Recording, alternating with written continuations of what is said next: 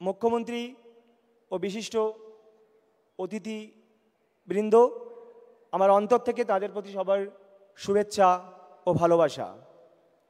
আমি প্রথমেই ডাকবো ডিপ্রাইভ টিচার সংগঠনের অন্যতম আন্দোলনকারী এবং কনভেনার সঙ্গীতাদিকে কিছু বলার জন্য অনুরোধ করব।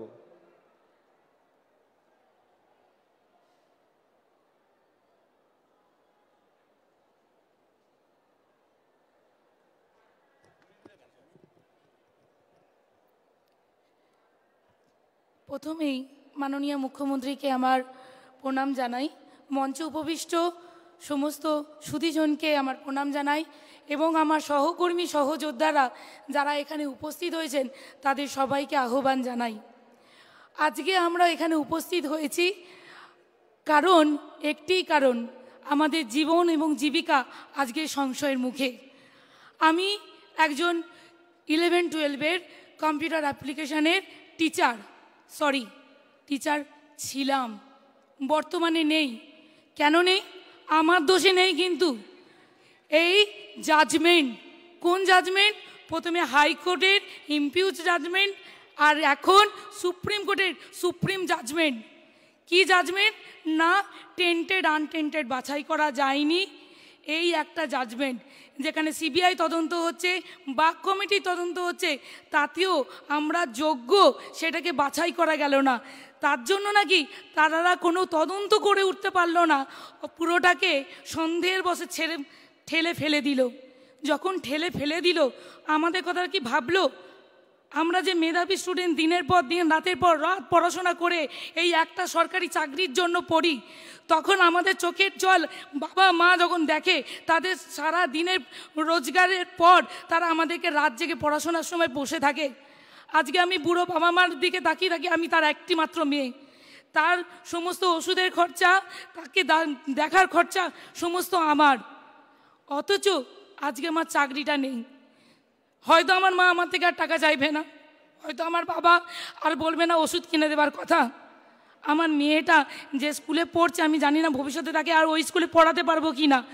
আমার মতো এখানে হাজার হাজার আমার সহযোদ্ধারা এখানে উপস্থিত হয়েছে, তারা সামনের মাসে কি খাবে সেটা জানে না। যাদের হয়তো একটা বাড়ি তৈরি হয়নি, আদৌ মাথার ছাদ হবে কিনা জানি না। কেন হলো এরকম? আমরা তো জাজমেন্টই চেয়েছিলাম, আমরা তো সুবিচার চেয়েছিলাম, আমরা সুবিচারের জন্য সুপ্রিম কোর্টে গিয়েছিলাম, যা যা তথ্য দিয়েছিলাম, তারপরেও আমাদের এই অবস্থা। আমাদের স্কুলগুলো কি অপরাধ করেছে? আমাদের স্কুলের বাচ্চাগুলো, আমি আমার সাবজেক্টের একজন মাত্র টিচার, এইরকম সিঙ্গেল সাবজেক্টের টিচার এখানে অনেক আছে। আজকে সেই স্টুডেন্টগুলোর কি হবে? শাস্তিটা কাকে দিল? কাকে দেওয়ার কথা? আর কতজন মানুষ পেল? আমরা যারা 20,000 যারা যোগ্য, কিছু অযোগ্যের জন্য তাদের সবাইকে ফেলে দিল। 20,000, শুধু আমরা 20,000 নয়, প্রত্যেক একজনের পিছনে আরও 5 জন, আর তার পিছনে আমাদের স্কুলের বাচ্চারা। আজকে হাহাকার করছে সবাই যে আমরা পরের মাসে খাবো কি, আমাদের বেতনটা আসবে তো, আমাদের সমাজে সবাই বলবে না তো যে দেখো কত টাকা দিয়ে চাকরিটা পেয়েছিলিস। আমার ফেসবুক গ্রুপে লিখেছে, কিরে কত টাকা দিয়ে চাকরিটা পেয়েছিলিস, আমার ন্যায় বিচার কোথায়? আমি সুপ্রিম কোর্টে গিয়েছিলাম আমার ন্যায় বিচার দেওয়ার জন্য। আমি ন্যায় বিচার চাইছি, মাননীয় মুখ্যমন্ত্রীর কাছে আমার ন্যায় বিচার চাইছি। আপনি যেভাবেই হোক, যে করেই হোক, আমাদের ন্যায় বিচার পাইয়ে দিন, আমরা নইলে মারা পড়ব। আমাদের এই একটি, আমরা হয়তো অনেক চাকরি পেয়েছিলাম কিন্তু যাইনি। আমি নিজে অনেকগুলো চাকরি পেয়েছিলাম, কিন্তু আমি এটাকে ভালোবাসি। আমি আইটি থেকে ছেড়ে এসেছি কারণ আমি একজন শিক্ষক হতে চেয়েছিলাম। এরকম অনেকে আছে যারা অন্যান্য জব ছেড়ে এসেছে, কি না তারা শিক্ষকতাটাকে বেছে নিয়েছে। আমাদের কি দোষ একটাই যে আমরা 2016 SLST পরীক্ষার্থী। কি করে সবাইকে বলে অল আর ফ্রড? আপনারা বাঁচলেন না কেন? অল আর ফ্রড মানে জানেন? আজকে যখন আমি আবার পাড়ায় বেরোবো, তখন আমাকে বলবে কিরে কত টাকা দিয়েছিলিস, কিরে কাকে ধরেছিলিস, আমি কাকে বলবো, কার কাছে কথাটা বলবো? আমি সুবিচার চাই, চিৎকার করে করে বলছি আমি সুবিচার চাই। আমার যোগ্যতায় পাওয়া চাকরিটা ফিরে পেতে চাই, আর কিছু চাই না, আর কিছু চাই না। নমস্কার সবাইকে।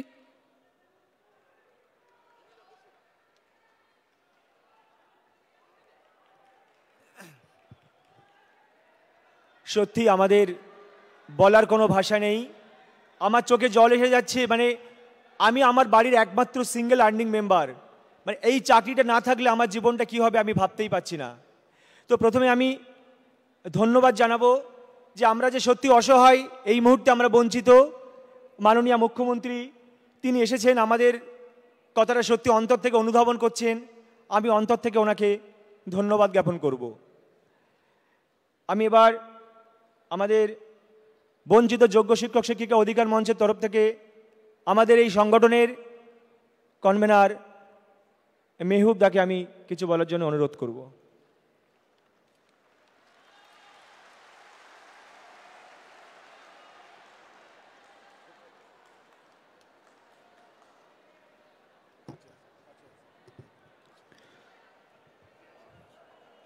সভায় উপস্থিত বিশিষ্ট ব্যক্তিবর্গ এবং রাজ্যের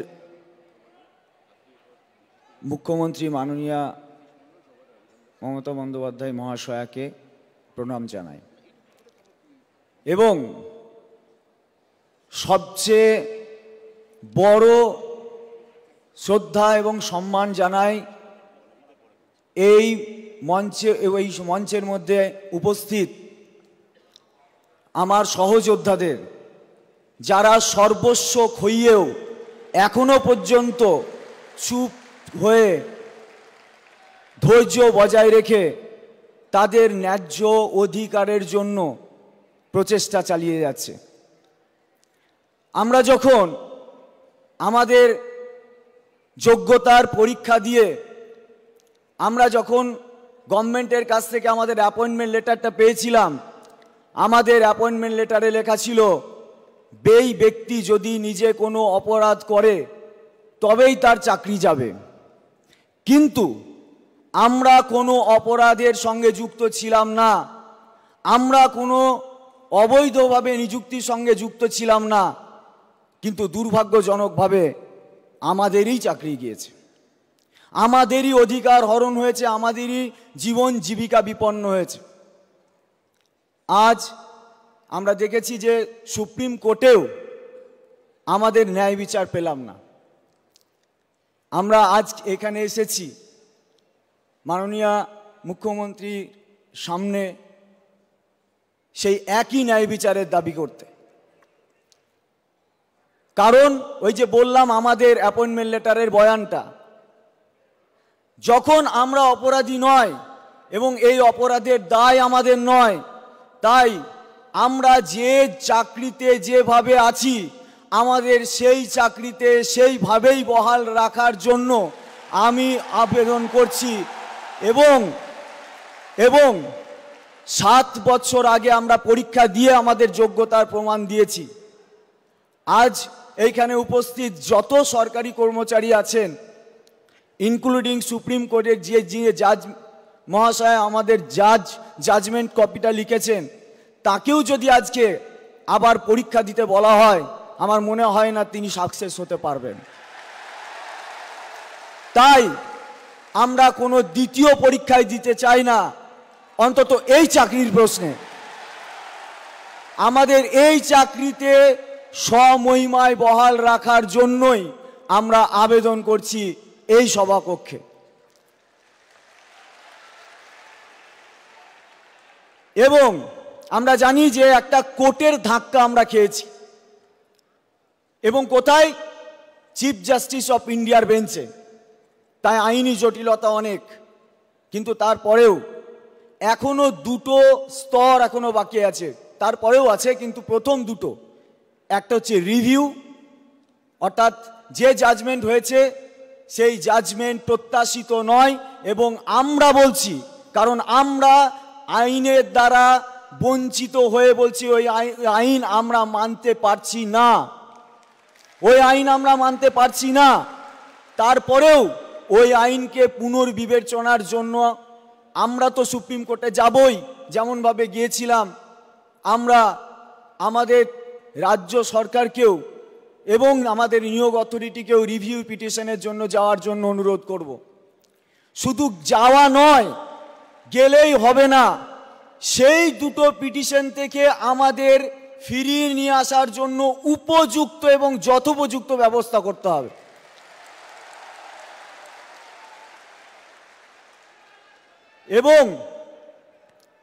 এবং আমরা আরো একটা দাবি রাখছি, এই যে বিচারপতি আছেন তার বেঞ্চে আমরা রিভিউ চাইছি না, সেই সময়টাকে ব্যবহার করতে হবে। এবং আমরা জানি যে রিভিউ টু কিউরেটিভ আমাদের জেতার সম্ভাবনা আছে, এবং সেই যতদিন পর্যন্ত এই প্রক্রিয়াটা সম্পন্ন হচ্ছে না ততদিন পর্যন্ত আমাদের দাবি, আমাদের কোনো রকম টার্মিনেশন লেটার দেওয়া যাবে না। আমরা যে চাকরি করছি সেই চাকরিতে সমহিমায় বহাল থাকতে চাই, এবং এর জন্য কোনো কন্ডেম অফ কোর্ট হবে না, তার প্রভিশন আছে, আমরা সেটা জেনেছি। আর এই পর্বের মধ্যে কোনো পরীক্ষার বিজ্ঞপ্তি দেওয়া যাবে না, কারণ আমরা পরীক্ষা পদ্ধতিতে দ্বিতীয়বার যেতে চাইছি না। এবং রিভিউ পিটিশনের আগে, অর্থাৎ পরবর্তী পিটিশনের আগে, রিভিউ এবং কিউরেটিভের আগে আমাদের ওএমআর এর মিরর ইমেজ এবং আমাদের সুপ্রিম কোর্টের জাজমেন্টে সহ সিবিআই এর যে ইনভেস্টিগেশন রিপোর্ট এবং চার্জশিট, সেখানে বৈধ এবং অবৈধ দুটো ক্যাটাগরিকে ডিভিডেশন করা হয়েছে। আমরা চাই, এবং আমাদের নিয়োগ অথরিটিও সুপ্রিম কোর্টে সেটা মেনেছেন, সিবিআই রিপোর্টটাকেও মেনেছেন, তার মানে মেনেছেন যে যারা বৈধ তাদের পক্ষে আমরা আছি। তাই বৈধদের একটা পরিচ্ছন্ন তালিকা নিয়ে রিভিউ পিটিশনে যেতে হবে। এবং রিভিউ পিটিশনের সময় আমরা গভর্নমেন্টের কাছে আবেদন করছি, অথরিটির কাছে আবেদন করছি, কি করছেন বা কেমনভাবে চলছেন আমাদের সঙ্গে একটু ডিসকাশন করতে, কারণ আমাদেরও আইনজীবী আছে। যদি কোনো কিছু সুরাহার জন্য আমাদের একটু আলোচনা পর্যালোচনার প্রয়োজন হয়, সেই কাজে যেন আমাদের সহযোগিতা করা হয়। এবং আমার আর দুটো পয়েন্ট বলবো। আমরা দেখলাম যে আমরা যখন এরকম অসহায় অবস্থার মধ্যে পড়লাম, তখন থেকে, অর্থাৎ আমাদের চাকরি যাওয়ার পর, আমরা দেখেছি আমাদের রাজ্যের যে বিরোধী রাজনৈতিক দলগুলো আছে, এমনকি যে লয়াররা আমাদের চাকরির খাওয়ার ক্ষেত্রে ভূমিকা পালন করেছে, তারাও বলছেন আমাদের প্রতি অবিচার হয়েছে। তাহলে যারা বলছে আমাদের প্রতি অবিচার হয়েছে এবং হা-হুতাশ করতে চাইছেন, সেটা আমাদের হতাশাকে মার্কেটিং করছেন, নাকি সত্যি সত্যি আমাদের প্রতি তারাও সহমর্মী? তার জন্য আমরা আবেদন রাখছি, একটা সর্বদলীয় বৈঠকের মধ্যে দিয়ে তারা কি বলতে চাইছে, কিভাবে আমাদের পাশে থাকতে চাইছে, তারাও আহ্বান করুক। দেখি তারা, আমরা জানি রাজনৈতিক দলগুলোর মধ্যে একে অপরের রাজনৈতিক সংঘাত বা রাজনৈতিক বিরোধিতা আছে, কিন্তু তারা আমার অবিচারের প্রশ্নে যদি এক হয়, তাহলে তারা কি বলতে চাইছে এবং কিভাবে আমার নিয়োগ, মানে আমার পুনরায় আমাকে নিয়োগ করার ক্ষেত্রে তাদের যাতে কোনো বাধা না থাকে, তাই তাদেরকেও যাচাই করার প্রয়োজন। তাই তাদেরকেও সর্বদলীয় বৈঠকে অংশগ্রহণ করার জন্য আমি অনুরোধ করছি। আমার লাস্ট বক্তব্য শেষ। আমরা দেখেছি আমাদের কোর্ট রুমের অভিজ্ঞতায় আমরা অন্তত একটা জিনিস আবেদন রাখছি যে রিভিউ এবং কিউরেটিভের ক্ষেত্রে যাওয়ার মধ্যে একজন দক্ষ আইনজীবী আমাদের অভাব আমরা অনুভব করেছিলাম। তাই যে আইনজীবীরা মানে লড়াইয়ের পর লড়াই করে অনেক খুব ভালো ভালো কেস, মানে খুব একদম মানে লোয়ার লেভেলের কেস কেউ জিতিয়ে আনতে পারেন, আমাদের ক্ষেত্রে আমরা সেই উচ্চকিত আইনজীবীটাকে চাইছি। এই আমাদের আবেদন, এবং শেষতম একটাই আবেদন, আমরা যেন এই চাকরিতে বহাল রাখতে পারি। আমাদের সরকারের কাছে, আমাদের তো আছেই, কিন্তু আমাদের তখন চাকরিহারা, আমাদের অবস্থাও খুব সংকটে। আমরাও চেষ্টা করেছিলাম কপিল সিব্বাল, মনু সিংভি স্যারদেরকে নিয়ে আমাদের যাতে আমাদের সুরাহা হয়, কিন্তু আমরা হেরে গিয়েছি। কারণ হেরে যাওয়ার কারণ ছিল, কারণ দণ্ডিতের সাথে দণ্ডদাতা কাঁধে জবে, সর্বশ্রেষ্ঠ সে বিচার হয়নি, সেটা হয়নি। সেই বিচার ব্যবস্থা আমাদের সঙ্গে ন্যায় কাজ করেননি, এবং কোর্টরুমের মধ্যে যে বিষয়টা আলোচিতই হলো না তার উপরে জাজমেন্ট হলো। সারাক্ষণ টেন্টেড আনটেন্টেড বলে গেল, বাছাই করার কথা বলল, কিন্তু যখন জাজমেন্ট লিখলেন জাজ, এবং তখন লিখলেন পরীক্ষা ব্যবস্থার মানে খারাপের জন্য, পরীক্ষা ব্যবস্থাটাই খারাপ ছিল, তার জন্য আমি প্যানেলটা ক্যান্সেল করেছি। অথচ কোর্টরুমের ভিতরে তিনি পরীক্ষা ব্যবস্থা নিয়ে একটি কথাও আলোচনা করেননি বা করতে দেনওনি। তাই এই জাজমেন্টটা অসঙ্গতিপূর্ণ।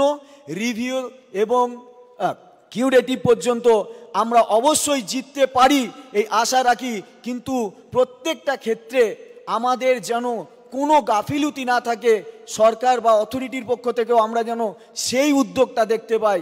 আমরা এটাই শুধু এই আবেদন নিয়ে এখানে এসেছি। তাই সকলকে আমি আমার এই চাকরিহারা শিক্ষক, যারা বিনা দোষে চাকরি হারিয়েছে, তাদের পাশে থাকার জন্য আমি সমস্ত মানুষকে আহ্বান জানাচ্ছি যে আমাদের পাশে থাকুন, এবং আমাদেরকে যদি মনে করবেন যে আমরা সত্যি সত্যি মানে আর 5 জনের মতো, তাহলে জাজমেন্টটাও ভালো করে পড়ুন, সিবিআই এর রিপোর্টগুলোকেও দেখুন। কারণ সিবিআইয়ের যে জাজমেন্ট, সেই সিবিআইয়ের যে ইনভেস্টিগেশন, তাতে তো ফাঁসি পর্যন্ত হয়ে যায়। সিবিআই তো সব জায়গায় বিশাল ভূমিকা নাকি পালন করে। তা আমার ক্ষেত্রে সিবিআইয়ের রিপোর্টটাকে মানা হলো না কেন? কোন ষড়যন্ত্রের বলে মানা হলো না? সবটাই আমাকে নিয়ে, আমার এইটাকে নিয়ে একটা ষড়যন্ত্র হয়েছে। যাক, আমি ন্যায় বিচারের আশা করি। সকলকে ধন্যবাদ জ্ঞাপন করি। মাননীয় মুখ্যমন্ত্রীকেও আমরা এই সবার পক্ষ থেকে ধন্যবাদ জ্ঞাপন করে আমার বক্তব্য শেষ করছি। ধন্যবাদ।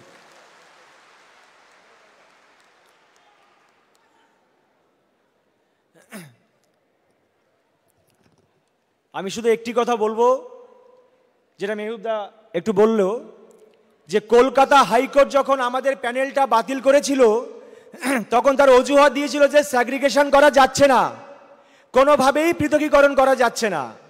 আর সুপ্রিম কোর্ট আমাদের প্যানেলটা বাতিল করলো স্যাগ্রিগেশনের জন্য নয়। কি কারণ? যে নাকি আমাদের নিয়োগ প্রক্রিয়াটাই অবৈধ।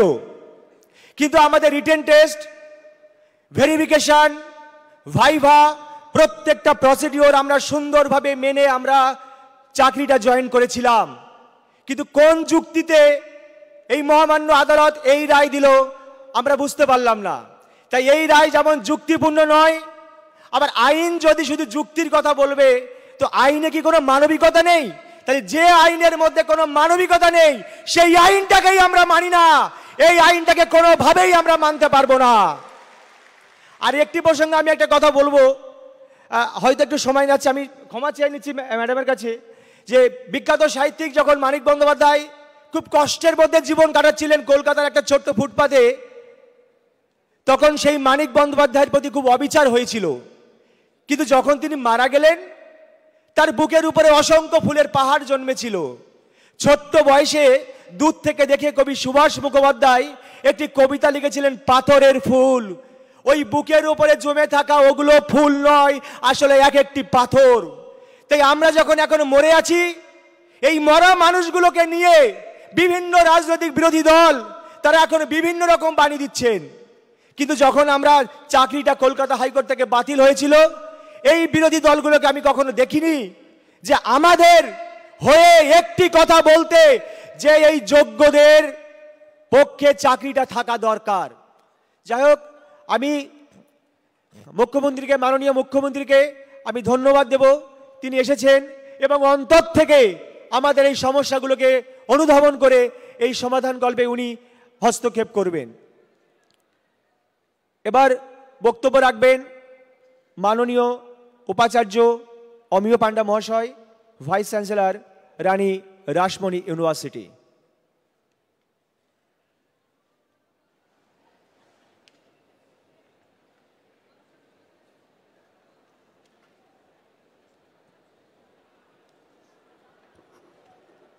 সম্মাননীয় মুখ্যমন্ত্রী শ্রীমতী মমতা বন্দ্যোপাধ্যায়, মাননীয় শিক্ষামন্ত্রী ব্রাত্য বসু মহাশয়, ডক্টর মনোজ পন্থ, বিনোদ কুমার, মঞ্চে বিশিষ্ট বিদ্বজন, আমার সহকর্মী উপাচার্যরা এবং আমার দর্শক আসনে উপবিষ্ট আমাদের গর্ব, আমাদের অহংকার, আমাদের অস্মিতা, আমাদের শিক্ষককুল, আপনাদের প্রত্যেককে আমি যথাস্থানে আমার প্রণাম প্রীতি জানাই। আসলে অদ্ভুত আঁধার এক এসেছে পৃথিবীতে আজ, যারা অন্ধ সবচেয়ে বেশি আজ চোখে দেখে তারা, যাদের হৃদয়ে কোনো প্রেম নেই, প্রীতি নেই, করুণার আলোড়ন নেই, পৃথিবী অচল আজ তাদের সুপরামর্শ ছাড়া। আমি জানি আজকে ক্ষুধার রাজ্যে গদ্যময় পৃথিবীতে আপনারা বলবেন এ তো অন্যায়, কিন্তু আমি দৃঢ় বিশ্বাস করি যে আমাদের শিক্ষককুল অত্যন্ত পরিশ্রম, দক্ষতা, সঠিক প্রস্তুতি নিয়েই চাকরির পরীক্ষায় উত্তীর্ণ হয়েছেন। বিশ্ববিদ্যালয়ের আঙিনায় থেকে আমার এই উপলব্ধিটুকু হয়েছে যে আজকে তারা একটা দুর্ভাগ্যের শিকার। আমার কাছে নেট সেট পাওয়া অনেক গবেষক গবেষণা করেছেন, তাদের মধ্যে কিছু শিক্ষক দেশ গড়ার তাগিদে তাদের গবেষণা মাঝপথে থামিয়ে দিয়েই তারা এই মহান ব্রতে ব্রতী হয়েছিলেন। তা যদি না করতেন তারা আরও উচ্চতর বিদেশে গবেষণা করে তারা আরও উচ্চতর শিক্ষাঙ্গনে যুক্ত হতে পারতেন। খুব কষ্ট হয় জানেন, খুব যন্ত্রণা ক্লিষ্ট হই যখন দেখি এই দুর্যোগকালে বেশিরভাগ মানুষই আজকে আমরা সহমর্মিতার হাত বাড়িয়ে দিয়েছি। কিছু শ্রেণীর মানুষের মনে আজকে একটা উল্লাস। তাদের কাছে একটি কথাই রাখবো আবেদন, নগরে আগুন লাগলে দেবালয়ও রক্ষা পায় না। আমি হুগলির ভূমিপুত্র, আমি একটি কথাই বলবো, হুগলির কবি হচ্ছেন ভারতচন্দ্র রায় গুণাকর। ঈশ্বর পাটনির কল্পে যখন ঈশ্বর পাটনি মা অন্নপূর্ণাকে পার করে দিলেন, তখন তিনি একটি কথাই বলেছিলেন, তুমি কি বর চাও? আমি মাননীয় মুখ্যমন্ত্রীর কাছে একটি বরই প্রার্থনা করব, মাননীয় মুখ্যমন্ত্রীর কাছে একটিই প্রার্থনা করব, আমার সন্তান যেন থাকে দুধে ভাতে। আপনি তাদের প্রতি যথাযথ ব্যবস্থা নেবেন, তাদের হৃত গৌরব এবং সম্মান ফিরিয়ে দেবেন। কারণ আমি বিশ্বাস করি, what Bengal things today, India things tomorrow. সুতরাং আজকে বাংলার যা দুর্যোগ, তার প্রভাব সারা ভারতবর্ষে পড়বে যদি আমরা যথাযথ ব্যবস্থা না নিই। আমার দৃঢ় বিশ্বাস মাননীয় মুখ্যমন্ত্রী তার সুচিন্তিত মতামত দিয়ে আমাদের এই দুর্যোগ, এই অমানিসা থেকে উত্তরণের পথ দেখাবেন। ধন্যবাদ।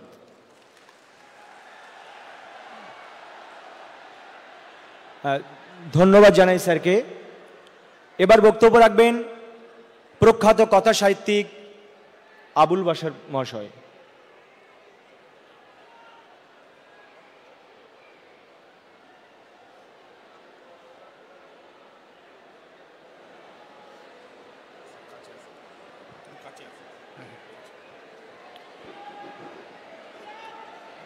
মাননীয় মুখ্যমন্ত্রী, শ্রদ্ধা মুখ্যমন্ত্রী এবং আমাদের মাননীয় শিক্ষামন্ত্রী ব্রাত্য বসু, আমার বন্ধুরা এবং যারা অধ্যাপক রয়েছেন আর প্রশাসনের ব্যক্তি যারা রয়েছেন, ব্যক্তিত্ব,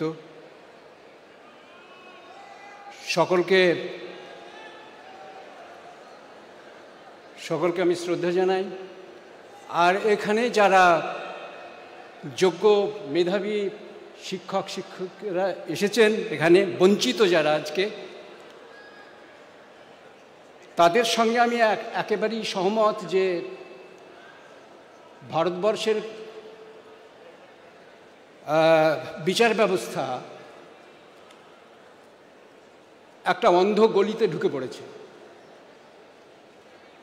এটা একটা প্রহসনে পরিণত হয়েছে। এদের উপরে আর আস্থা রাখা যাচ্ছে না এবং বাঙালিকে একটা মহা সংকটের মধ্যে ফেলে দিয়েছে। এবং এ সমস্ত গভীর ষড়যন্ত্রের ব্যাপার, এর পিছনে রাজনীতি আছে, অত্যন্ত সংকীর্ণ দলীয় রাজনীতি আছে। আমাদের মুখ্যমন্ত্রী একটা কথা বলেন যে ধর্ম যার যার তার তার, কিন্তু ধর্মকে ঘিরে যে উৎসব সেটা সবার। তেমনি আমি ওই সেই সুরেই বলবো যে দল দলেরই, কিন্তু মুখ্যমন্ত্রী সবার। অতএব চাইতে আইনের ভাষায় আছে যার যা নেই সেটা দিতে পারে না, তার কাছে চাইতে হবে যিনি দিতে পারেন। এটা একটা লাতিন পরিভাষা আছে আইনের, নিমো দ্যাট কুইনেন হবে, যার যা নেই সে তা দিতে পারে না। অতএব মুখ্যমন্ত্রীর কাছে চাইতে হবে। তিনিই আজকে পুলিশেরও মানবিক মুখ তৈরি করে দিয়েছেন, আমাদের বুকে হৃদয় দিয়েছেন বাঙালি। তিনি ব্যবস্থা করবেন। এ ব্যাপারে আমার 100% আস্থা রয়েছে। তাকে যেন সারা জীবন আমি শ্রদ্ধা করে যেতে পারি। নমস্কার।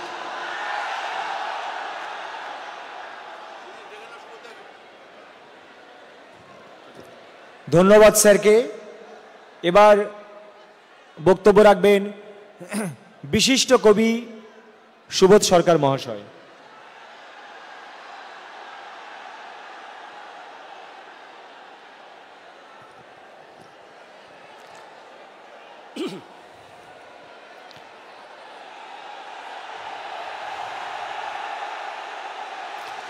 আমি জানি আপনারা কার কথা শুনতে চাইছেন, তিনি এসে কথা বলবেন। আমি 2 মিনিটে একটি ছোট্ট কথা আপনাদের বলি।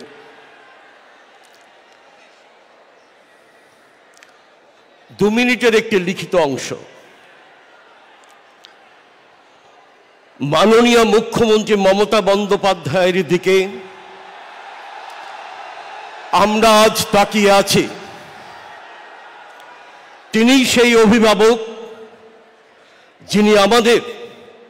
যিনি আপনাদের দিশা দেখাতে পারেন, যে দিশা একই সঙ্গে মানবিক এবং আইনানুগ হয়ে এই ক্রান্তিকালে বাতিঘর হয়ে উঠবে। আপনাদের চোখের জল আমাদের সবার চোখকে সিক্ত করে চলেছে। আপনাদের হাহাকার আমাদের বিদীর্ণ করে চলেছে। আমরা ঘুমোতে পারছি না। অন্যদিকে কিছু হিংস্র মানুষ বাংলাকে বিপদে ফেলে আপনাদের পথে বসিয়ে বাংলার সম্মান ভুলুণ্ঠিত করে আজ উল্লসিত। বাংলার মুখ কালো করাই তাদের জীবিকা। আজ আমাদের সেই দিন যখন চোখ মুছে মাথা তুলে ধ্বংসস্তূপ থেকে উঠে দাঁড়াতে হবে। মাননীয় মুখ্যমন্ত্রী, আপনি ভারতবর্ষের শ্রেষ্ঠ মানবিক মুখ্যমন্ত্রী। তার প্রমাণ কন্যাশ্রী থেকে লক্ষ্মী ভাণ্ডার পর্যন্ত পরিব্যাপ্ত হয়ে আছে। আপনার মানবিকতাই হলো সেই সুপ্রিম কোর্ট যা আমাদের সবার চোখের জল মুছিয়ে দিতে পারবে। নমস্কার, ধন্যবাদ।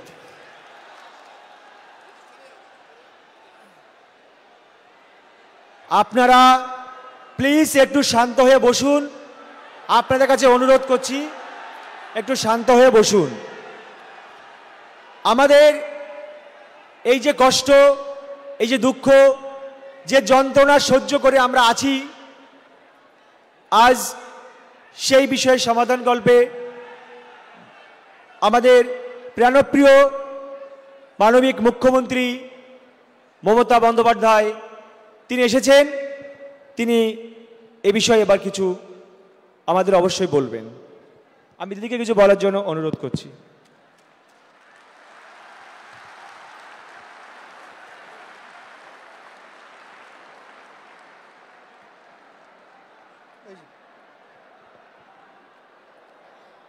আজকে আমার এখানে উপস্থিত সমস্ত বঞ্চিত,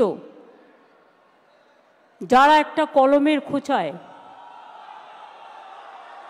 জীবনটাকে সংকটের মধ্যে এনে দাঁড় করিয়েছেন, ভাববেন না আমরা এটাকে ভালোভাবে মেনে নিতে পেরেছি।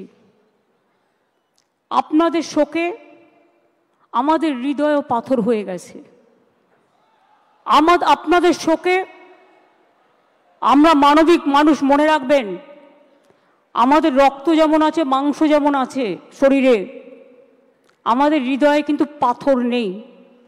এবং তাই একথা বলার জন্য আমাকে জেলেও ভরে দেওয়া যেতে পারে, কিন্তু আই ডোন্ট কেয়ার। আমি মনে করি মানুষ যখন বিপদে পড়ল, সে লাল কি সাদা কি হলুদ বা সবুজ আমার দেখার দরকার নেই। তাদের পাশে দাঁড়িয়ে তাদের অহংকার, তাদের মর্যাদা, তাদের সম্মান, তাদের অস্তিত্ব, তাদের অস্মিতা সব কিছু ফিরিয়ে দেওয়ার দায়িত্ব আমরা কেউ অস্বীকার করতে পারি না। আমি দেখছিলাম পুরো কেস স্টাডি করে। আমার সাথে অনেক ভাইস চ্যান্সেলররা এখানে আছেন, আপনাদের সাপোর্ট দিতে এসছেন। তেজিমালা, গুরুমনাগ, এমনকি দার্জিলিং থেকে এসছেন vice chancellor, professor Dipankar Kar vice chancellor, Amiya Kumar Panda vice chancellor, Rupkumar Barman vice chancellor, professor Saurin Bandyopadhyay vice chancellor, professor Gautam Ghosh vice chancellor, এছাড়াও ডিপ্রাইভ টিচার অ্যাসোসিয়েশনের আজারউদ্দিন হালদার, পায়েল মিশ্র, ধীতিশ মণ্ডল সহ সুভদ্রা, আবুল বাসার, বিখ্যাত নলিনী বেরা সহ আমার সহকর্মীরা সহ সকলে এখানে আছেন। চিফ সেক্রেটারি নিজে এখানে আছেন মনোজ পন্ত। আমার এখানে এডুকেশন মিনিস্টার আছে, এডুকেশন সেক্রেটারি আছে, আমার এখানে আরও 5-6 জন মিনিস্টার আছেন। আমি আপনাদের বলবো, যারা যোগ্য, যারা বঞ্চিত হয়েছেন, আসুন আমরা দুটো ভাগে ভাগ করি। এখনো পর্যন্ত সুপ্রিম কোর্ট আমাদের জানাতে পারেনি কারা যোগ্য আর কারা অযোগ্য। আইনে বলা আছে, আইনে বলা আছে 10,000 people can go scot free, but one innocent cannot be punished. এটা হচ্ছে আইনের প্রিন্সিপাল।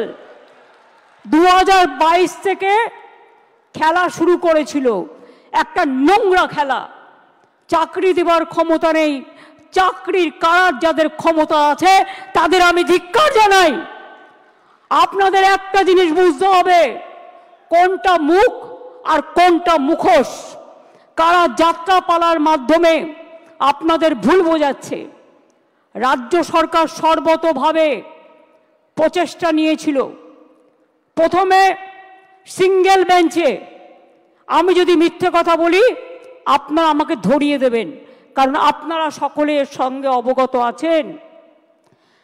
প্রথমে অভিজিৎ বাবুর বেঞ্চে, সিঙ্গেল বেঞ্চে একাদশ দ্বাদশ শ্রেণীর বাতিল করে দেওয়া হয় লিস্ট, তারপরে ডিভিশন বেঞ্চে অন্যান্যদেরটা সবটাই করা হয় এবং সিবিআইকে কেসটা দেওয়া হয়।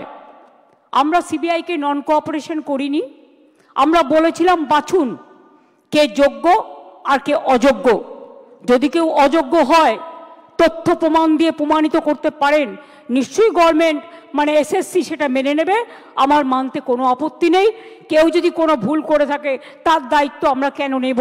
আমরা চাই কোনো যোগ্য ব্যক্তির যেন চাকরি না যায়, এটা আমরা অলওয়েজ চাই। কিন্তু ব্যাপারটা কিভাবে বলা হচ্ছে, বলছে 26-এ ভোটে পরাজয় হলে আমরা চাকরি করে দেব। যারা বলছেন, আমি একটা কথা আপনাদের বলি, তারপরে আপনাদের কথায় আমরা কি করতে পারি আমি আসব। তার কারণ কদিন ধরে আমাকে প্রচণ্ডভাবে, যে মানুষটা জানে না কি হয়েছে, যে মানুষটা কোনো ব্যাপারে আমি চ্যালেঞ্জ করে বলছি, আমি আমার জীবনে জেনে শুনে কোনো পানিশমেন্ট কাউকে দিইনি এবং মনে রাখবেন জেনে শুনে কারো চাকরি খাইনি। তাই অনেক বদ হজম হওয়া সত্ত্বেও আমি সিপিএমের একটারও চাকরি খাইনি, যারা 34 বছর অনেক অন্যায় করে গেছে। কারণ আমি বলেছিলাম বদল চাই, বদলা নয়। কিন্তু তার মানে এই নয় তুমি গিয়ে কেন অ্যাপ্লাই করলে। ফার্স্ট কোয়েশ্চেন আমার, whether Bikash Bhattacharya will be isolated or not politically. This is my first question. CPM has to answer why he is cancelling all this list. আজকে বাইরে আমার নামে বড় বড় কথা বলছো, আমি তো করিনি, আমি তো চাকরিগুলো দিয়েছিলাম, আমার সরকার দিয়েছিল। একটা দুটো কাজ করতে গেলে ভুল হতে পারে, সে ভুল সংশোধন করে নেওয়ার জন্য তুমি প্রশাসনকে সময় দাও, তা তো তোমরা দাওনি। Right to make blunders, Netaji Subhash Chandra Bose বলেছিলেন ভুল করাটাও একটা অধিকার। যদি কারো ভুল হয়ে থাকে সেই ভুলটাকে সংশোধন করার দায়িত্ব কার? কোর্ট যদি প্রশাসনকে দিত, কোর্ট নিশ্চয়ই কোর্টের কথা মেনে প্রশাসন সে কাজটা করতে পারত। তারপরে গেল ডিভিশন বেঞ্চে, সব বাতিল। আমার মনে আছে সঙ্গে সঙ্গে আমি এডুকেশন ডিপার্টমেন্টকে বললাম, সব ভালো ভালো লয়ার দিয়ে 2024-এ আমি দুর্গাপুরে মিছিল করছি ইলেকশনের সময়। তখন হঠাৎ খবর পেলাম যে, তখন কি খবর পেলাম শুনুন, যাদের ভালো লাগবে না তারা নিজেদের জায়গা মতো থাকতে পারেন, আমার কোনো অসুবিধে নেই, বাট যেটা দরকারি সেটা আমার বলতে হবে। আমার কথা আমি সারাক্ষণ গালাগালি খাবো, আর আমার কথা আমি কাউকে বলতে পারবো না ভাই বোনেরা আমার, তা কি হয়? আমরা তো সবাইকে ডেকেছি। যার ইচ্ছে থাকবেন, যার ইচ্ছে শুনবেন, যার ইচ্ছে গ্রহণ করবেন, যার ইচ্ছে বর্জন করবেন। গণতান্ত্রিক অধিকার সবার আছে, কিন্তু মনে রাখবেন মানুষ যখন বিপদে পড়ে তাকে ধৈর্য ধরে শুনতে হয়। 2024 সালে আমি আসানসোলে দুর্গাপুরে মিছিল করছি, আমার কাছে খবর এলো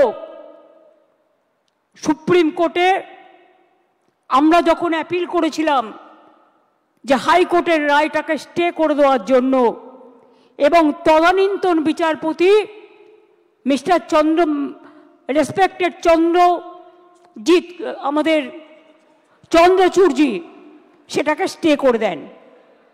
অর্থাৎ হাইকোর্ট থেকে যে ভবিষ্যৎটা অনিশ্চিত হয়েছিল সেই ভবিষ্যৎটা তিনি নিশ্চিন্ত করে দেন। তারপর আবার দেখলাম আরেকজন বিচারপতি এলেন, একজন প্রধান বিচারপতির একটা রায়কে আর একজন প্রধান বিচারপতি সম্পূর্ণভাবে যোগ্য অযোগ্য না দেখে বাতিল করে দিলেন। মনে রাখবেন, আমায় যদি কেউ চ্যালেঞ্জ করে আমি কিন্তু চ্যালেঞ্জটাকে মোকাবিলা করতে জানি। আমি কোর্টকে বলছি না, এটা কোর্টের দোষ নয়, দোষ তো সেই মুখ আর মুখোশদের যারা আপনাদের নিয়ে খেলা করেছে। বাট আমি একটা কথা বলতে চাই, আমি বেঁচে থাকাকালীন যোগ্য প্রার্থীদের কারো চাকরি কেড়ে নিতে দেব না। It is my commitment.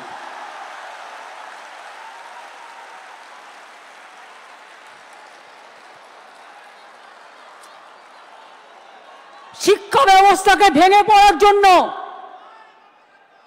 ভেঙে ফেলে দেওয়ার জন্য, শিক্ষা ব্যবস্থাকে ভেঙে ফেলার জন্য একটা চক্রান্ত চলছে, একটা পরিকল্পনা চলছে।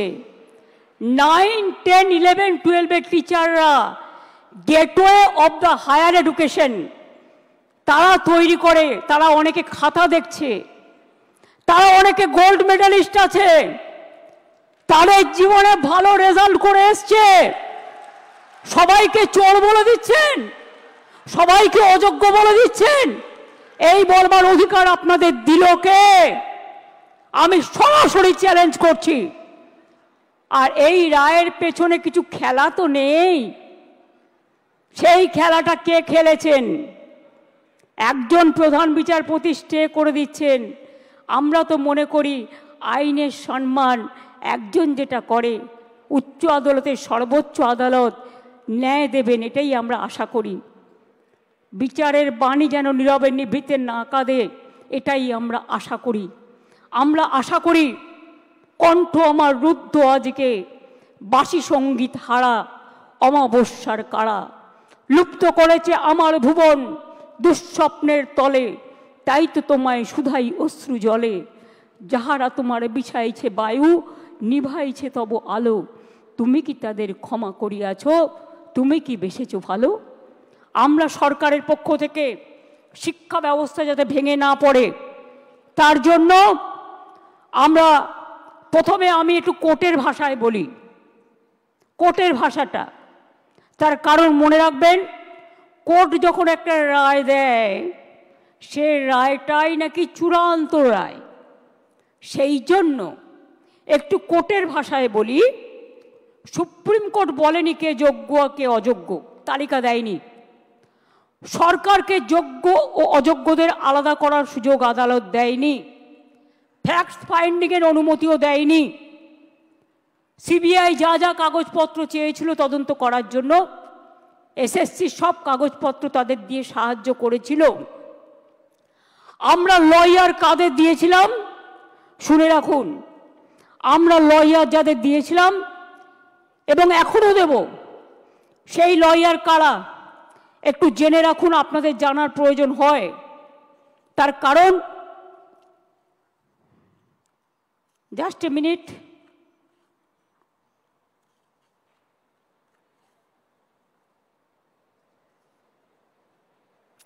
সম্ভবত আমার যতটুকু মনে আছে অভিষেক মনু সিংভি ছাত্রদের হয়ে লড়েছে। যাই হোক, তোমাদের সাপোর্ট দিয়েছি আমরা, হেল্পিং হ্যান্ডস। অভিষেক মনু সিংভি, এবার আমরা বলেছি, এবার আমরা কাদের নিচ্ছি সেটা বলে দিচ্ছি। আমরা অভিষেক মনু সিংভিকে বলছি, আমরা কপিল সিব্বলকে বলছি, আমরা রাকেশ দ্বিবেদীকে বলছি, আমরা কল্যাণ ব্যানার্জিকে বলছি, আমরা প্রশান্ত ভূষণকেও বলতে বলেছি, এবং তাছাড়াও আরও অনেক লিগাল ফার্ম থাকবে যারা রাজ্য সরকারের হয়ে যোগ্য টিচারদের সমর্থনে আইনের লড়াই করবে। আমি কোর্টের কথায় বলছি, এই লাইনটা আমি বলবো কোর্টের কথায়, কারণ মনে রাখবেন আজকে যে আলোচনাটা হচ্ছে, এই রেকর্ডটা কেউ কেউ আবার ট্যাপ করে প্রধান বিচারপতির কোর্টে পাঠাবেন, আমাকে যাতে জেলে পোড়া যায়। তাই মনে রাখবেন, আমি লটা জানি, আমি নিজেও লয়ার হিসেবে অনেকগুলো কেস করেছি। While we are bound by the ruling of the Honorable Supreme Court, যারা এটা কোর্টে পাঠাবেন ভালো করে শুনে নিন। While we are bound by the ruling of the Honorable Supreme Court, we are taking proactive steps to ensure that the situation is handled with the utmost care and fairness. We will explore all possible legal avenues including seeking modifications of the judgment and other reliefs to provide justice to those who have been affected. যারা আজকে শিক্ষা কাঠামোকে সম্পূর্ণ ভেঙে দিয়েছে, আমি তাদের জন্য বলতে চাই, আমরা এটা নিশ্চিত করব, আমরা একটা ক্ল্যারিফিকেশন চাইব প্রথমে। তার কারণ যে যারা এখন চাকরি করছেন, ভালো করে শুনুন, এইটা আমরা ক্ল্যারিফিকেশন চাইব কোর্টের কাছে ফার্স্ট, যে তারা আজকে কি করবেন। আপনারা যে বললেন নতুন করে পরীক্ষা নিয়ে লিস্ট করতে, আগে আমাদের জানতে হবে যে স্কুলের বাচ্চাগুলোকে তারা পড়াতেন, যারা স্কুলে যেতেন, যারা কাজ করতেন, যারা শিক্ষক শিক্ষিকারা আজও স্কুলে অনেকে যাচ্ছেন, তাদের জন্য আপনাদের কি ক্ল্যারিফিকেশন? স্কুল কে চালাবে? কাজগুলো কে চালাবে? না খেয়ে মানুষ মেরে দেবার অধিকার তো আমারও নেই, আপনারও নেই, কারোরই নেই। তাই এইটার ব্যাপারে আমার অনুরোধ, যারা চাকরি দিতে পারবেন না তারা যেন চাকরি কেড়ে না নেন, এটা নিশ্চিন্ত করবার জন্য যা করার এডুকেশন ডিপার্টমেন্ট করবে। আদালতের রায় বেরোনোর 15 মিনিটের মধ্যে আমি নিজে চিফ সেক্রেটারি এডুকেশন ডিপার্টমেন্টকে দিয়ে ডিটেলস মিটিং করিয়েছি এবং আমরা আমাদের প্রসেস শুরু করতে বলেছি। আদালতের রায় বেরোনোর 2 ঘন্টার মধ্যেই চিঠি পাঠানো হয়েছে কমিশনকে। আমার বিশ্বাস, আমি আপনাদের বলছি, আমি এখন ভবিষ্যতেটাও বলে রাখছি, ধরুন ক্লারিফিকেশনে বলে দিল না চাকরি করা যাবে না যতক্ষণ পর্যন্ত ফ্রেশ অ্যাপয়েন্টমেন্ট হবে না। আমায় দুটো দিক ভেবে রাখতে হচ্ছে, কোনটা মাইনাস হতে পারে, কোনটা প্লাস হতে পারে। ইফ ইট ইজ মাইনাস, তাহলে আমরা কি করব?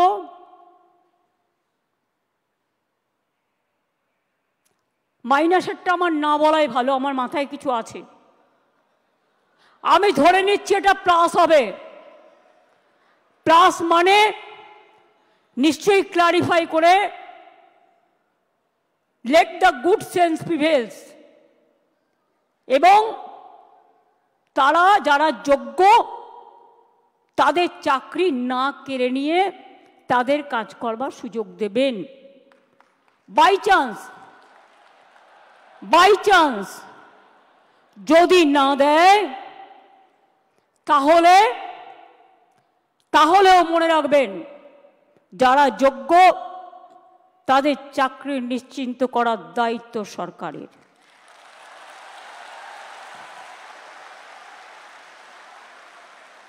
পরিষ্কার বলছি, কোনো রাগঢাক নেই।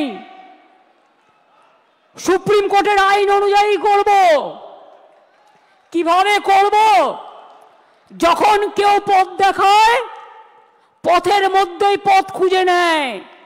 পথে চলতে গেলে গর্ত আসতে পারে, পথে চলতে গেলে কিছু রাস্তা ভাঙা থাকতে পারে, বাট ভাঙা রাস্তা পেরিয়েই মানুষকে এগিয়ে যেতে হয় সফল রাস্তায়।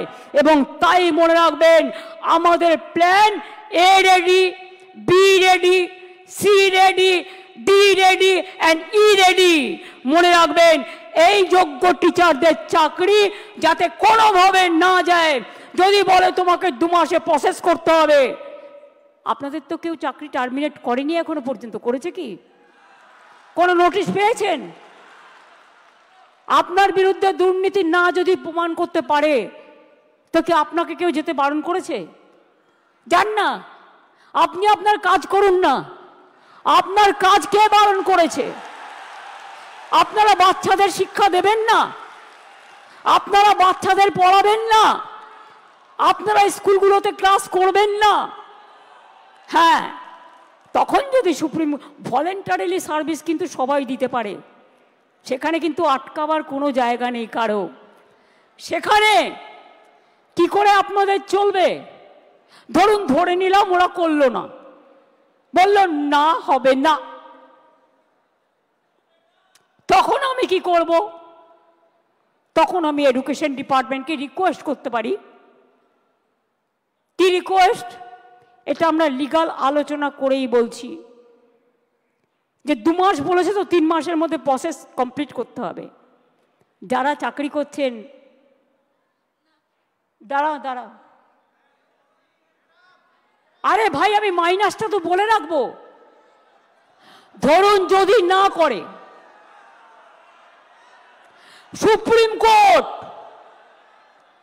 তাহলেও মনে রাখবেন অল্টারনেটিভ যা করার আমরা করব, এবং সেক্ষেত্রে আপনারা যাতে আবার চাকরি ফিরে পান তার ব্যবস্থা প্রসেসের মধ্যে দিয়েই 2 মাসের মধ্যেই কমপ্লিট হবে, এবং আপনাদের চাকরি ব্রেক হবে না।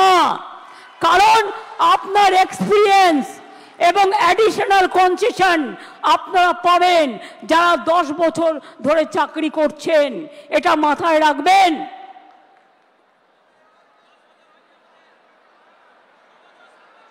আমি চাই মানবিকতার খাতিরে সুপ্রিম কোর্ট কেসটা নিয়ে ক্ল্যারিফাই করে বলুন কারা যোগ্য কারা যোগ্য নয়। আমাদের হাতে লিস্টটা তুলে দিন। 2 হচ্ছে আমরা এটাও জানতে চাইব শিক্ষা ব্যবস্থাকে ভেঙে দেওয়ার অধিকার তো কারো নেই। 2-3টে এক্সাম্পল দিচ্ছি। মধ্যপ্রদেশের ভেপম কেলেঙ্কারি, বিজেপির রাজ্যে কতজন মানুষকে খুন করা হয়েছিল? 89 জন। আজ পর্যন্ত বিচার পায়নি। নিট নিয়ে অনেক অভিযোগ উঠেছিল, সুপ্রিম কোর্ট নিট কিন্তু বাতিল করে দেয়নি। শুধু বাংলাকে টার্গেট করা হচ্ছে কেন? এটা আমরা জানতে চাই। বিহারে কি হয়েছে, রাজস্থানে কি হয়েছে, ইউপিতে কি হয়েছে? সিপিএম এর আমলে চিরকুট দিয়ে চাকরি হয়েছে এবং বিজেপি রাজ্যেও হয়েছে। অস্বীকার করতে পারবেন না। বাংলার ট্যালেন্টকে আপনারা ভয় পান। কাজেই আজকে আমি এ কথা বলতে এসেছি, 2টো ভাগ এই পর্যায়ের, একটা যোগ্য আর একটা অযোগ্য। যোগ্যদের চাকরি যাতে যোগ্যরা ফিরে পায় মর্যাদার সাথে, সম্মানের সাথে, আমরা প্রথমে ক্ল্যারিটি চাইব। যদি ক্ল্যারিটি সুপ্রিম কোর্ট ক্লিয়ার করে দেয় আমরা সকলে গ্রেটফুল থাকব, আর যদি না করে তখন আমাদের রাস্তা থেকেই আমরা রাস্তা বের করে নিয়ে আপনাদের পাশে দাঁড়াবো, যাতে আপনাদের কোনো অসুবিধে না হয়। 2 মাস সাফার করলে 20 বছর সাফার করতে হবে না, আর ওই 2 মাসও পুষিয়ে দেবো। এটা মনে রাখবেন। আমার জীবনে কথা মানে কথা। আমি যদি কাউকে কথা দিই আমি লাস্ট পর্যন্ত সেই কাজটা করে দেখাই। কারো দোয়া ভিক্ষে চাই না, আপনাদের ভিক্ষা করে খেতে হবে না। আমি জানি অনেক পরিবার আছে যারা গাড়ির জন্য লোন নিয়েছেন, বাড়ির জন্য লোন নিয়েছেন, বাচ্চার পড়াশুনো চালান, বৃদ্ধা বাবা মাকে দেখেন, ওষুধের খরচা দেন, সংসার চালান, নতুন করে বিয়ে করেছেন, তাদের সংসার তৈরি করেছেন। আপনারা কি ভাবেন আমি এত বোকা যে তাদের সবটা বাতিল করে দেব? তারা অযোগ্য নয় জেনেও? এটা হতে পারে না। যারা যোগ্য নিশ্চিন্তে থাকুন, ভরসা রাখুন, আস্থা রাখুন, পাবেনই, চিন্তা করবেন না।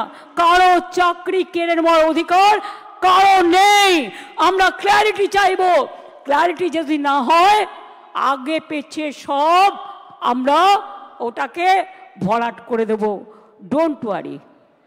আপনারা পড়াশোনা করুন, আপনারা বাচ্চাদের মানুষ করুন, আপনারা সার্ভিসে যান, ভলেন্টারিলি সার্ভিস করুন। কেন আপনারা ভলেন্টারিলি করবেন? তার কারণ আমাদের সুপ্রিম কোর্টে ক্লারিফিকেশনের জন্য যেতে হচ্ছে বলে আইন মোতাবেক আমরা চাই আইন আপনাদের সুরাহা করুক। আর যারা রাস্তায় দাঁড়িয়ে চিৎকার করে আমায় গালাগালি দিচ্ছেন তাদের বলবো, আপনারা তো চারিদিকে লোক পুষে রেখেছেন। এই রায় তো আপনারা কলকাঠি নাড়েননি তো। মমতা ব্যানার্জিকে খাস্তা করতে গিয়ে মনে রাখবেন টিচারদের চাকরি কেড়ে নেবেন না, ওদের জীবন যৌবন কেড়ে নেবেন না, যোগ্যদের চাকরি কাড়বেন না, যোগ্য প্রার্থীদের অমর্যাদা করবেন না। মমতা ব্যানার্জিকে হাজারবার আপনারা মিথ্যে কথা বলতে পারেন, কুৎসা করতে পারেন, চক্রান্ত করতে পারেন, মনে রাখবেন সুস্থ বাঘের থেকেও আহত বাঘ আরো ভয়ঙ্কর। এই আঘাত আপনাদের আঘাত নয়, এই আঘাত আমার উপর মানসিকভাবে আঘাত, আমাদের সরকারকে আঘাত করেছে। এই আঘাতের প্রত্যুত্তর আমরা ফিরিয়ে দেব কাজের মধ্যে দিয়ে, সম্মানের মধ্যে দিয়ে, জীবন জীবিকার মধ্যে দিয়ে। চিন্তা করবেন না, আর কেউ কারো উস্কানি সুরে, প্ররোচনা শুনে প্লিজ দয়া করে প্ররোচিত হবেন না। মনে রাখবেন মাথার ওপরে আমরা আছি, মামাটি মানুষের সরকার আছে, কারো প্রতি কোনো অবিচার আমরা করব না। এটা আমি কথা দিয়ে গেলাম, এটা আমি কথা দিয়ে গেলাম, এটা আমি কথা দিয়ে গেলাম। যারা বলছে 2026-এ করবেন, দাঁড়ান এক সেকেন্ড, আরেকটা শুনে নিন। ত্রিপুরায় 10,000 টিচারের চাকরি হয়ে গিয়েছিল কোর্টের জন্য। বিজেপির ম্যানিফেস্টো বলা হয়েছিল, প্রতিশ্রুতিতে প্রথমবার, এবার তো দ্বিতীয়বার এসছে, যে তারা জিতলে সব টিচারদের চাকরি ফিরিয়ে দেবে। দেয় তো নি, উপরন্তু যারা প্রতিবাদ করতে গিয়েছিল তাদের মাথাগুলো মেরে ফাটিয়ে দিয়েছে। সুতরাং মনে রাখবেন, এদের বিশ্বাস করবেন না, এরা দুমুখে কেউটে সাপ। আমরা এক নয়, এটা মাথায় রাখবেন। আম গাছে কখনো আমরা ফলে না, আর আমরা গাছে কখনো আম ফলে না, এটা মাথায় রাখবেন। এবং তাই এই কেসটাও আমরা লড়বো, just like a royal Bengal tiger. আর আমি স্টুডেন্টদের বলবো, এই ডিপ্রাইভ টিচার অ্যাসোসিয়েশনের যারা আছে তারাও একটা গ্রুপ করে, আমরা যে লয়ারদের দিচ্ছি তারাও যদি মনে করেন তারা কনসাল্টিং প্রসেসে থাকবেন, তাদের স্যাটিসফ্যাকশানের জন্য আমি এডুকেশন মিনিস্টার এবং সেক্রেটারি এবং চিফ সেক্রেটারি এখানে আছে, তাদের রিকোয়েস্ট করব ওদের থেকেও একটা স্মল গ্রুপ তৈরি করে নাও। আর এদের আপনারা ডিপেন্ড করুন যাতে টাইম টু টাইম সঠিক মেসেজ আপনারা করতে পারেন। আমি এইটুকু বলবো, নিশ্চিন্তে থাকুন, ভরসা রাখুন। আগে আমাকে যোগ্যদেরটা ঠিক করতে দিন, আগে আমাকে যোগ্যদেরটা ঠিক করতে দিন, তারপরে আমি অন্য কথা বলবো, আমি আবার ডাকবো। আগে যোগ্যদেরটা হয়ে যাক, বাদ বাকি যারা থাকবেন, যাদের অযোগ্য বলা হচ্ছে তাদের বিরুদ্ধে কি কি এভিডেন্স আছে আমি দেখব। সত্যিই যদি এভিডেন্স প্রমাণিত হয় তারা অযোগ্য, তখন আমার কিছু হয়তো করার থাকবে না ওই ডিপার্টমেন্টে, কিন্তু সেটা নিয়ে আমরা আলোচনা করব পরে। আগে ফার্স্ট ফেজ যোগ্যদেরটা রক্ষা করা, সেকেন্ড ফেজ কাকে অযোগ্য বলেছে, কেন বলেছে, কি কারণে বলেছে, কোন এজেন্সি তদন্ত করেছে, কি কি কাগজপত্র আছে, টোটালটা দেখব। তারপরে তাদের নিয়ে আমি আলাদা করে মিটিং করে আমাদের কথা বলবো। আমার মনে হয় আপনারা নিশ্চিন্তে থাকুন, চিন্তা করবেন না, এবং যোগ্য অযোগ্যের মধ্যে গন্ডগোল লাগাবেন না। ভাই ঠিক আছে, ঠিক আছে, যে কেউ অ্যাপ্লিকেশন দিতে পারেন। আমি এটাই বলবো, নিশ্চিন্তভাবে আপনারা বাচ্চাদের শিক্ষা দিন এবং যোগ্যরা যারা আছেন শিক্ষা দিন, শিক্ষিত করুন। বাদবাকি যারা আছেন আমি বলেছি তো পরে কথা বলবো, তাদের সাথেও যখন সুযোগ হবে আমি নিশ্চয়ই তাদের কথা শুনবো। এবং ফার্স্ট আমাকে তদন্তটা করতে দিন, ফার্স্ট আমাদের তদন্তটা করতে দিন। আমরা দেখতে চাই, শুনুন, পথ যখন হারিয়ে যায় নতুন পথ একটা খুঁজে পাওয়া যায়। কাজেই দুটো পথই আমাদের কাছে, আমরা ক্লারিফিকেশন চাইব, আইনের ধারা অনুযায়ী কাজ করব, আইন মোতাবেক কাজ করব। বাট কারো চাকরি যাওয়াটা আমাদের ধর্ম নয়, চাকরি ফিরিয়ে দেওয়াটা, চাকরি করে দেওয়াটা আমাদের ধর্ম। আমি এইটুকু বলে আমি আশা করব শিক্ষক শিক্ষিকারা তাদের কাজে তারা যেমনভাবে কাজ করছেন তারা কাজ করবেন, তাদের যেন কোনো রকমভাবে কোনো অসুবিধে না হয়। শিক্ষক না হলে আমার শিক্ষা ক্ষেত্রটাই টোটাল কোলাপস করে যাবে, বাচ্চারা পড়াশোনা করতে পারবে না। অনেকে খাতা দেখছেন, তারা খাতা দেখতে পাচ্ছে না। ভাই দাঁড়াও, তুমি কি অযোগ্য লিস্টে আছো? দাঁড়াও, তুমি কি অযোগ্য লিস্টে আছো? তুমি যোগ্য না অযোগ্য লিস্টে? তো যোগ্যদেরটা তো বলে দেওয়া হয়েছে, আবার কি? We have said everything. I think it is clear. It is very clear. Nothing is left out. বলে দিয়েছি যারা যোগ্যতা পাবেন, চিন্তা করার কোনো কারণ নেই। গায়ের জোরে ফোর্সফুলি তর্ক করে কিছু হয় না, ভালোবাসার দ্বারা যেটা হয়। তাই আপনাদের বলবো, এরপরেও যদি কারো কিছু বলার থাকে, আপনারা যে স্মল গ্রুপ আমরা তৈরি করে দিচ্ছি তাদের মাধ্যমে এডুকেশন মিনিস্টারকে মিট করে কথা বলুন। আমি যোগ্যদের চাকরি কাটব না, যেমন করেই হোক কোনো না কোনো ব্যবস্থা করে দেব।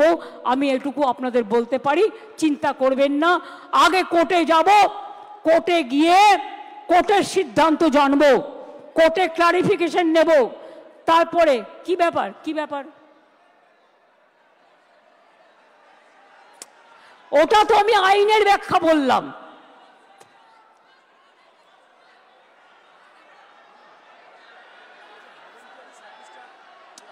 আরে ভলেন্টারিলি বলছি না, শুনুন, আমি কোর্টের ভাষা বলছি।